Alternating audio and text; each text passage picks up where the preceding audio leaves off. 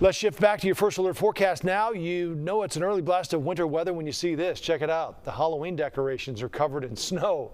Won't be long, though, before they're replaced with real snowmen. Chief Meteorologist Albert Ramon has moved over to the weather sphere, tracking a few flurries for tomorrow and then a warm-up on the way. Albert? Yeah, we got 50s, Joe. By the time we head towards Wednesday, I've got some 60s to tell you about as we get closer to the weekend. Let me talk about what was going on last night. We're going to load the floor map here. And late last night into early this morning, this was a look at the radar picture. And there was a few interesting things that have caught our eyes. We do some post-analysis on this. You see that big plume of moisture headed right towards the Chicago area. Last night, our atmosphere was so unstable, so buoyant right here in Chicago with this lake effect band coming in that we had thunder snow. You may have seen a little lightning, heard some thunder, but also that impacted the amount of snow that we received in Cook County, particularly in the city of Chicago, because our atmosphere was a little bit more convective.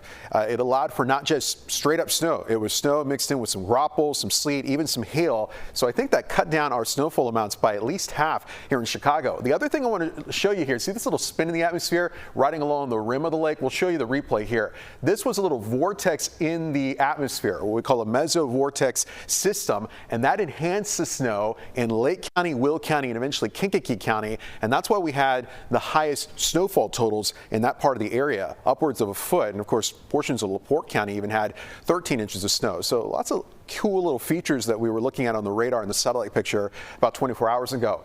What a different picture out there right now as we have some scattered clouds, no snow right now, but it's cold, 32 degrees with a gusty northwest wind gusting at 22 miles per hour. So it feels like the low 20s right now. We're at or below freezing at the moment. We're feeling like the 20s and we're headed into the low to mid 20s tonight for overnight lows.